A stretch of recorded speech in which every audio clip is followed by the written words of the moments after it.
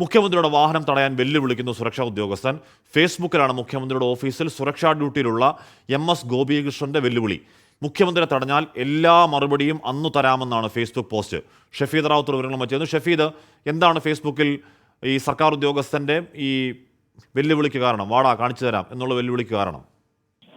ഹഷ്മി, തിരുവനന്തപുരം കടയ്ക്കൽ പ്രദേശത്തെ ഒരു പൊതുപ്രവർത്തകൻ സർക്കാരിന്റെ ചില പ്രവർത്തനങ്ങളുമായി ബന്ധപ്പെട്ട് വിവരാവകാശം തേടിയിരുന്നു. ഇതുമായി ബന്ധപ്പെട്ട് അദ്ദേഹം ഇട്ടൊരു ഫേസ്ബുക്ക് പോസ്റ്റിന് താഴെയാണ് മുഖ്യമന്ത്രിയുടെ ഓഫീസിലെ സുരക്ഷാ ഡ്യൂട്ടിയിലുള്ള ഒരു ഉദ്യോഗസ്ഥന്റെ വെല്ലുവിളിയും തെറിപ്രയോഗവും. കേട്ടാലറയ്ക്കുന്ന തെറിയും അതേപോലെ തന്നെ വെല്ലുവിളിയും. അതായത് നിലവിൽ ഇപ്പോൾ നവകേരള സദസ്സുമായി ബന്ധപ്പെട്ട് മുഖ്യമന്ത്രിയുടെ വാഹനത്തിന്റെ കരിങ്കൊടി പ്രതിഷേധം നടക്കുന്നു. അതിനെ ലാത്തി കൊണ്ട് നേരിടുന്ന കാര്യങ്ങൾ ആലപ്പുഴയിലടക്കം കണ്ടതാണ്.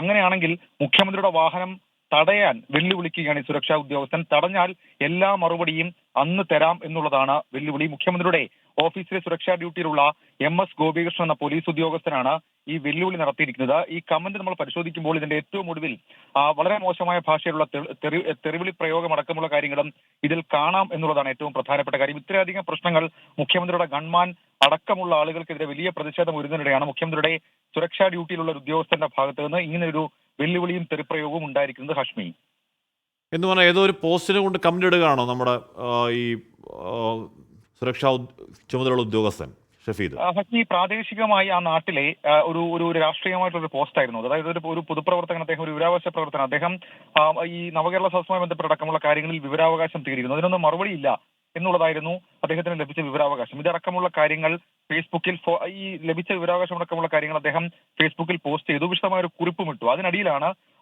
ഈ സുരക്ഷാ ഉദ്യോഗസ്ഥന്റെ വെല്ലുവിളി. സുരക്ഷാ ഉദ്യോഗസ്ഥനും ആ ഭാഗത്തുള്ളയാളാണ് എന്നുള്ളതാണ് നമ്മൾ മനസ്സിലാക്കുന്നത്.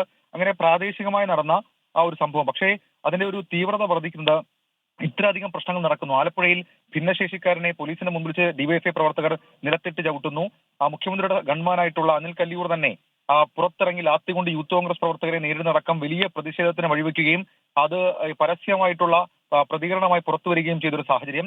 അതിനിടയിലാണ് മുഖ്യമന്ത്രിയുടെ ഓഫീസിലെ സുരക്ഷാ ഡ്യൂട്ടിയുള്ള ഉദ്യോഗസ്ഥന്റെ ഇങ്ങനെയുള്ളൊരു വെല്ലുവിളി. അതായത് മുഖ്യമന്ത്രിയുടെ വാഹനം തടഞ്ഞാൽ അന്ന് കാണിച്ചു തരാം എന്നുള്ള വെല്ലുവിളി പരസ്യമായി മുഖ്യമന്ത്രിയുടെ സുരക്ഷാ ഡ്യൂട്ടിയിൽ തന്നെയുള്ള ഒരു ഉദ്യോഗസ്ഥൻ. അദ്ദേഹം കമാൻഡോ സംഘത്തിലില്ല, പക്ഷേ മുഖ്യമന്ത്രിയുടെ ഓഫീസിലെ സുരക്ഷാ ഡ്യൂട്ടിയിൽ ഉള്ളയാളാണ് അദ്ദേഹം. ഷഫീദ്, ഇവർക്ക് ഈ സർവീസ് ചട്ടം അങ്ങനെയൊക്കെ ഇല്ലേ? അപ്പൊ ഈ അത്തരത്തിലുള്ള വെല്ലുവിളി പ്രതികരണമൊക്കെ നടത്താൻ പാടുള്ളതാണോ അവരുടെ ഡ്യൂട്ടിപരമായി തന്നെ അവർ?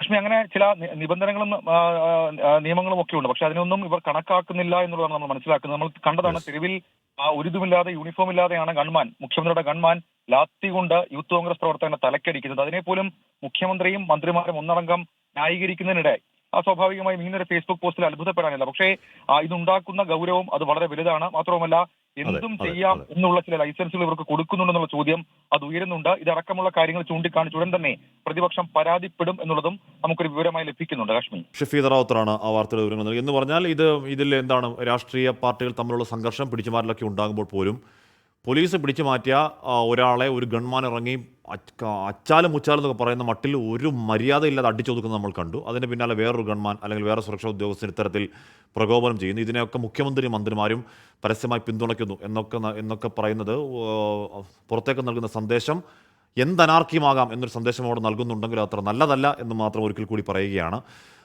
എന്തായാലും നമുക്ക് നോക്കാം അത് ഏതളവിൽ ഈ പ്രകോപനവും ഇപ്പോൾ തെരുവിൽ അതിനെ ചെറുക്കാനൊക്കെ ഇറങ്ങുകയാണെങ്കിൽ എന്തൊരു വല്ലാത്ത അവസ്ഥയിലേക്ക് കാര്യങ്ങൾ പോകും. അത് ക്രമസമാധാന പ്രശ്നങ്ങളൊക്കെ വല്ലാത്ത രീതിയിൽ അത് വർദ്ധിപ്പിക്കും. അങ്ങനെയൊന്നും ആവാതിരിക്കട്ടെ എന്നേ പറയാനുള്ളൂ.